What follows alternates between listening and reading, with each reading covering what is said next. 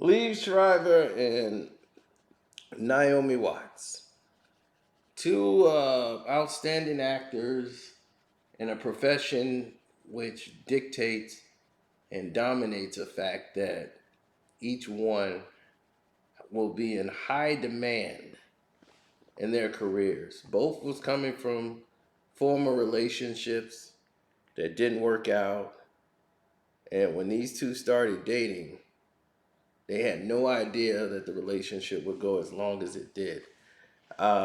They dated almost a decade, over 10 years. Not married, married one bit. They have two kids, two boys. And everyone was wondering, when is the wedding going to come from these two? But they both were so actively into their projects that spending time together was extremely hard for them. Like Naomi Watts was in a lot of horror films. She came up during The Ring, in that era, and she was. Anytime there was a horror film, they came and got Naomi Watts. She's an outstanding actress.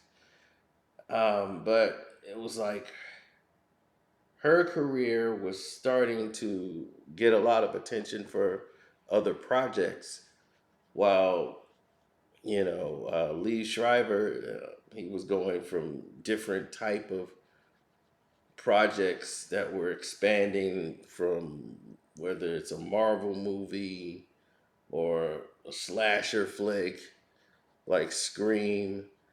He was a guy that was growing in the business as well. And as he grew, things started to change for a whole different reason.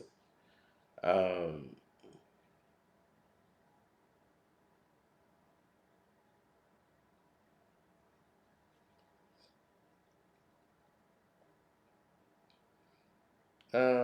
I just really felt it was different because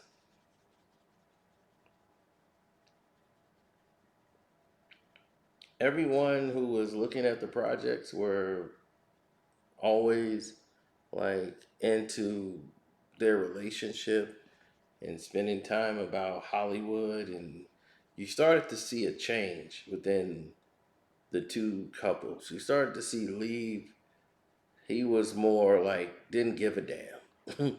And you start to see Naomi Watts, she was taking more risque roles, like I've seen her in like the Sunshine Motel or Sunshine Sunset or whatever, and she's just, it's like aggressive sexually movies where she was taking roles where she was just getting like obliterated sex scenes, like they were very graphic sex scenes, and I'm like, wow, she's really going all in on this role. And she was with Matt Damon, I think, in the movie. Matt Dillon, sorry, in the movie. And I was watching it, sunset, sunrise, or something like that. And I'm just like, man, she must be going through something, because she like really brought it. And she was hanging out with the Hollywood A-listers, the people that were in the upper echelon of entertainment. And she was getting these roles by hanging out with um, Tom Cruise's ex-wife, Nicole Kidman. And more do you find out, a lot of these women started to pull in, and we're having the all women's trip, and the nannies are watching and basically raising the children, or whoever you hire to be your house sitter while you're doing these projects and the kids are growing. She's out, and she's spending girls' nights out, and she's hanging out with this crew of women who are basically lesbians. Nicole Kidman and Keith Urban's relationship is so farce, just like her and Tom's. They're into this Scientology thing where they swoop all these people together.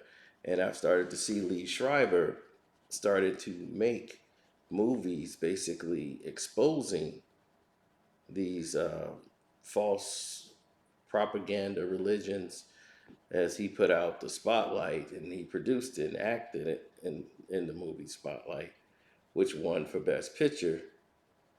And people just didn't understand how important Spotlight was. And I'm baffled at people who claim they're Catholic and don't want to watch the movie Spotlight. If you're a Catholic, you should watch Spotlight.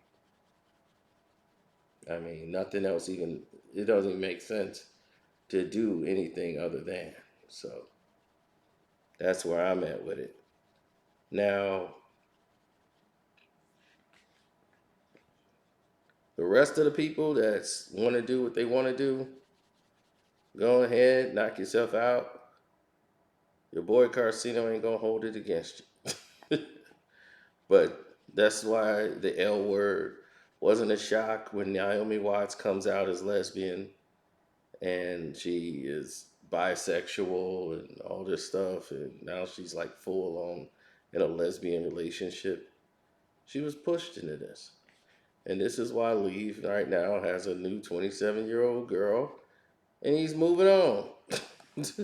he's working out, he's in shape, and he's moving on with his life. You know, the relationship didn't work. This is why they didn't get married. She wants to be this A-lister. She wants to be in that higher upper echelon, and this is the way. Liev is not going that way. That's Ray Donovan. He's not going that way. And his work and his projects has basically been fighting what she's been a part of. You know, it's been fighting against this systematic culture that keeps preying on people. And his projects have been a reflection of that.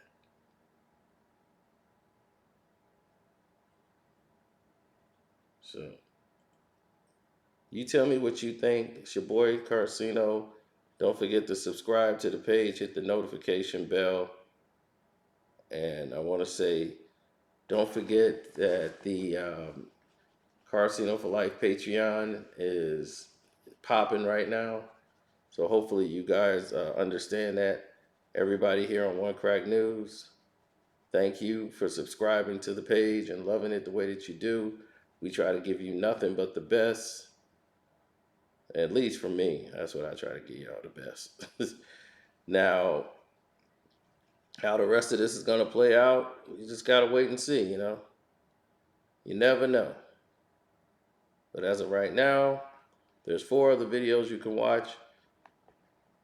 I'm more than happy and glad that I have people such as you that understand and love film, know about what's going on, and like to follow it. So this was for you. I'm out.